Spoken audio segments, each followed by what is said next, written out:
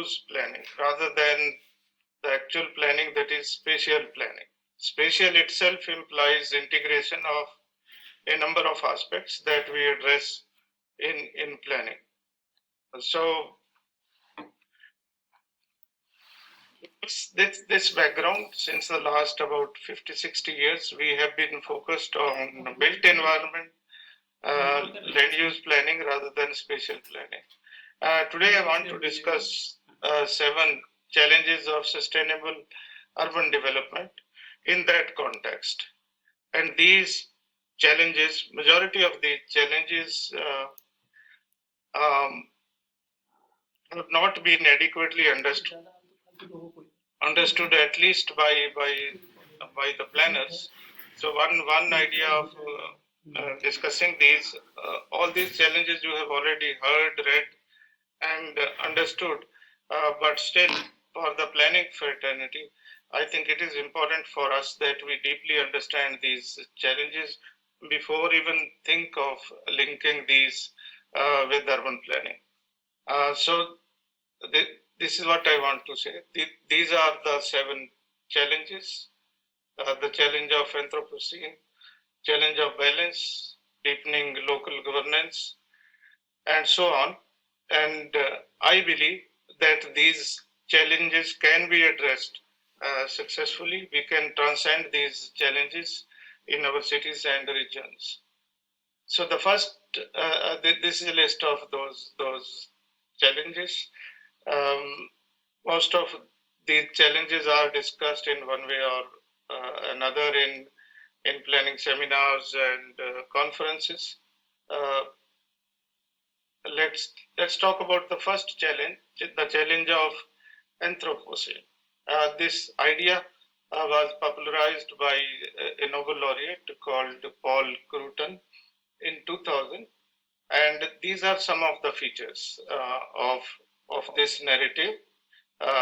Primarily talking about imminent threat to Earth, to human race, about extinction, extermination of all living beings, and so on.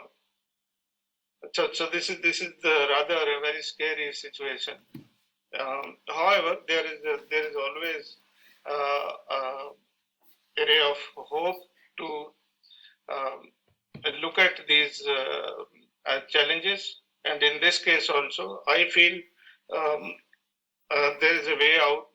And one example I want to just give, where Government of India has been doing stellar work, I think, and that is about renewable energy. We can talk about various aspects of energy consumption and so on, but in this area we have exceeded our own targets. And here are figures that you have. These are most latest figures I have of 2021. So we are doing exceedingly well in this area. That is not to suggest that we have met the challenge of climate change. That is not quite correct. But at least one aspect that is energy consumption that contributes greatly to climate change, that is being addressed, and globally we are at the top. Sure, this is a significant achievement, but insufficient still. Challenge 2, the challenge of balance, and this is where I want the attention of my colleagues, particularly who are trained planners, that we generally don't talk about associated things as important as economics. Now, we can't do any kind of planning without properly understanding implications of our actions on economic growth. In a very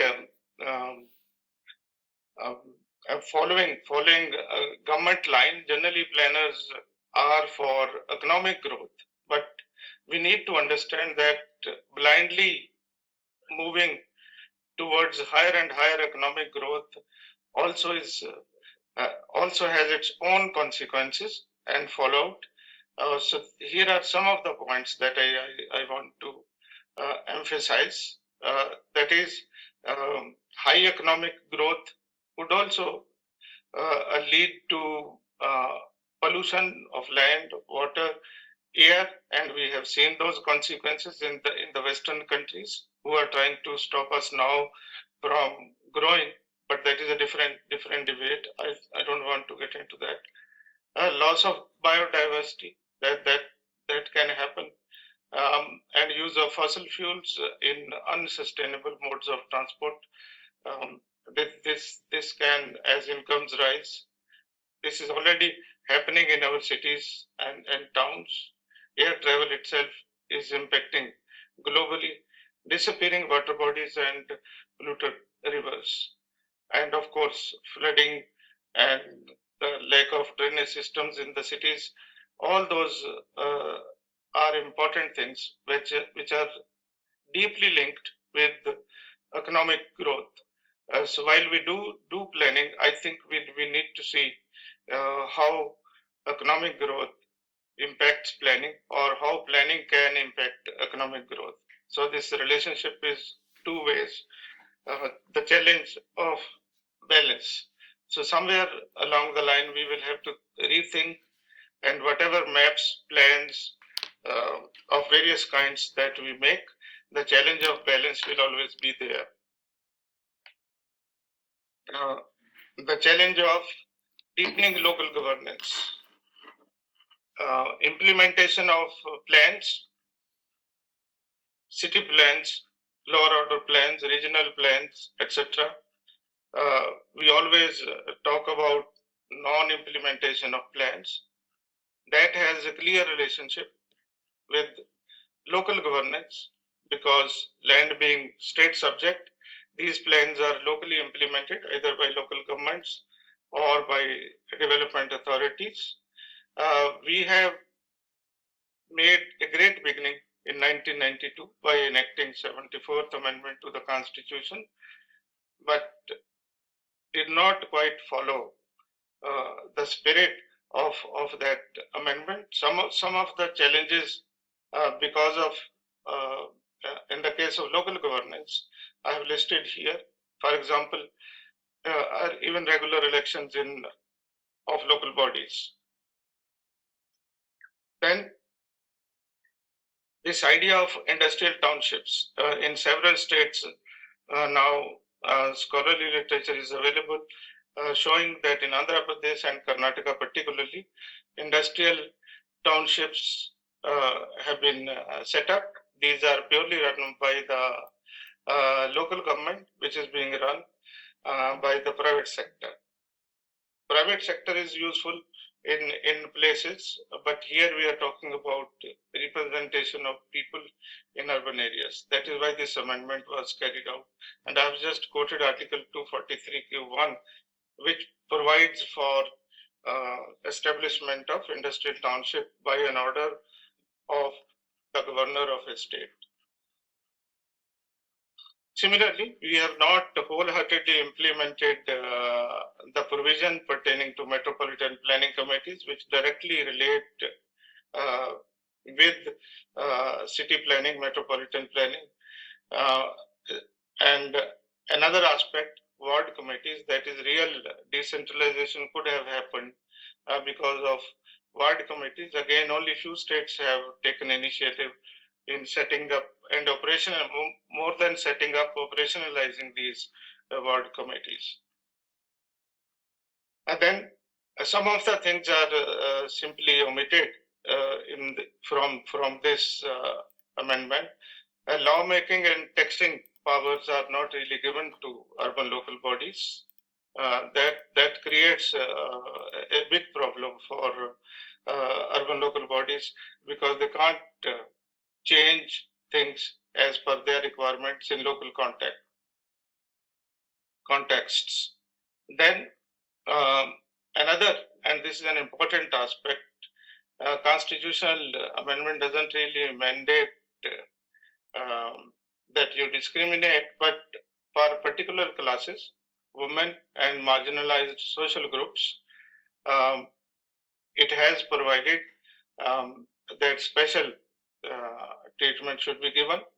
But again, although this is implemented, this provision is implemented, but still we have to go a long way. This dilemma of 33% for reservation for women, while they are 50% of the population, remains to be resolved. And as we all know, ULBs are inadequately funded and do not have really sustainable financial resources through taxes, because they really don't have taxing powers. The challenge for transformations in city and regional planning practices. This again connects very well with the unsustainable way of doing city planning, particularly, if not regional planning. We have moved from a plan-led system.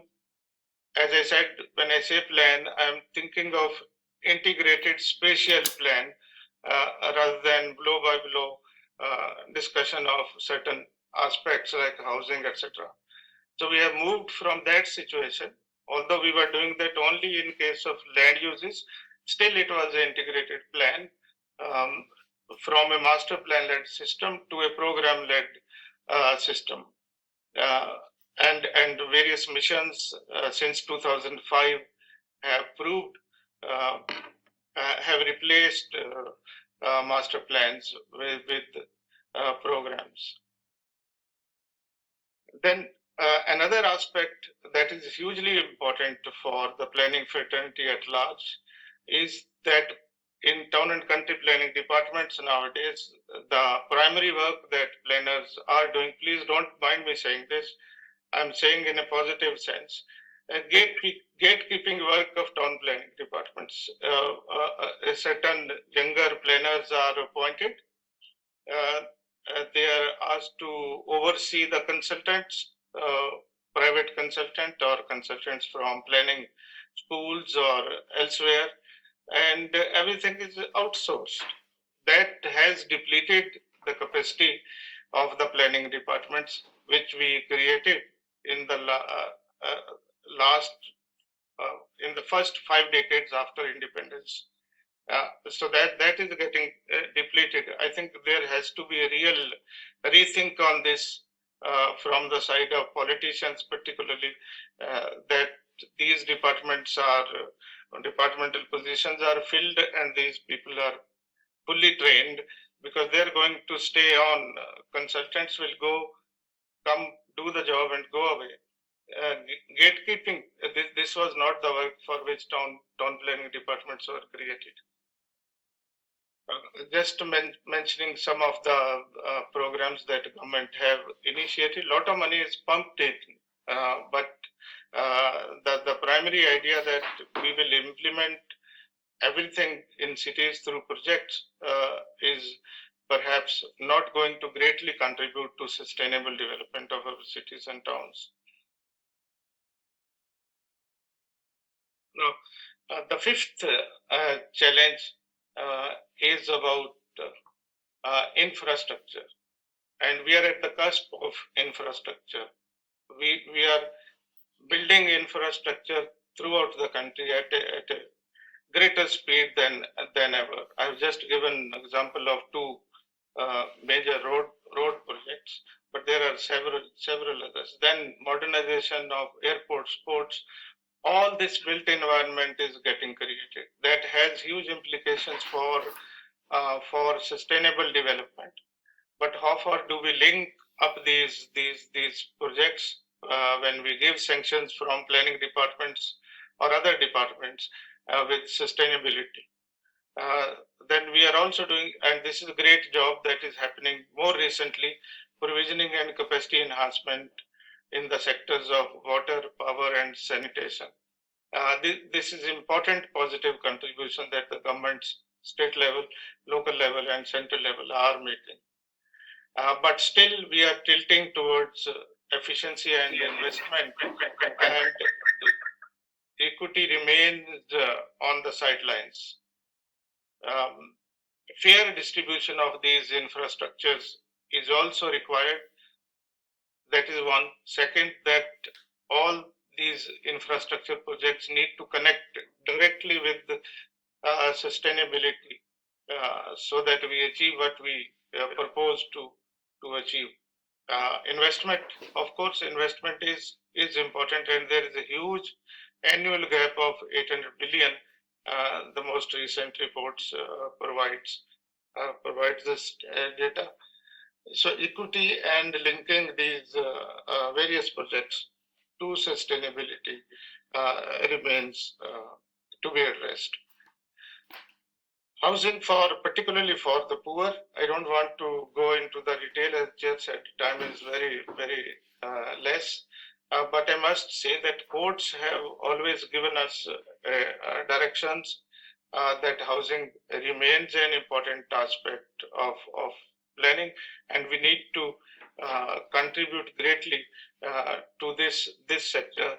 But housing not of any kind, as I have highlighted here, where people could live with human dignity. And this is under Article 21 of Constitution of India. So as planners, it is our constitutional duty also that low income and economically weaker sections get access to decent housing, not just housing, decent housing. And more recently, government has been making sustained efforts to create to meet urban housing shortages, and some numbers are given here, which have which means that we have made some progress, but still lot more work needs to be done. As far as I understand, why low income groups are not getting um, access to affordable housing. One reason is that there is a low turnover rate of housing for these groups relatively relative to MIG and HIG housing production. That is because low profit margins in low income housing, and also not very favorable government policies for low income housing, particularly about land procurement. 7, urbanization of mega urban settlements, rather meta cities, cities over 20 million people, and some of them are highlighted here. They all will cross this population limit. And here 3 points I want to make. First, that we always say a lot many people will be coming to urban areas. That is a no-brainer. But if they come, we need to provide housing, facilities for mobility, social and physical infrastructure, and so on. If people move in as we are projecting, and that appears to be so, so this requires additional infrastructure, housing, etc. And the second, this, and you can see here, and it is even economically prudent to do that. You look at the population of the cities, and you also look at the GDP by 2035. And I have highlighted some of those. These are some of the cities which will also contribute greatly to the GDP. So even if we are thinking from economic point of view, still we need to provide those infrastructure and housing.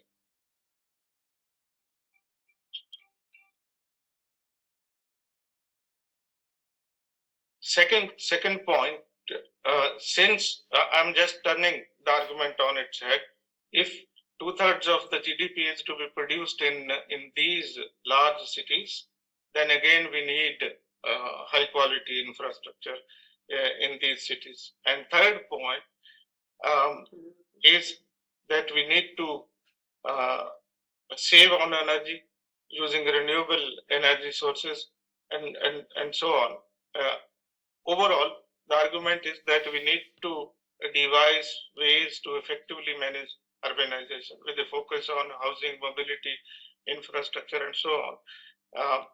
So these cities, large cities, meta cities, present a unique problem which we have never confronted before, and this will happen in the next 25 or so years. Concluding, just want to make one point. I don't want to rehearse this again. The challenge of desire. This is the challenge. This subsumes all the 7 challenges. We need to see what really we desire. In the previous um, last year's conference, I suggested that planning has to be kind. Planning has to be empathetic towards others. I still insist if we have to meet these challenges, um, economic growth, etc., then we need to uh, take planning where kindness becomes the central node of planning. If the challenge of a desire, which subsumes all these 7 challenges, is to be met, planning must move towards kindness rather than pure efficiency. Thank you, Chair.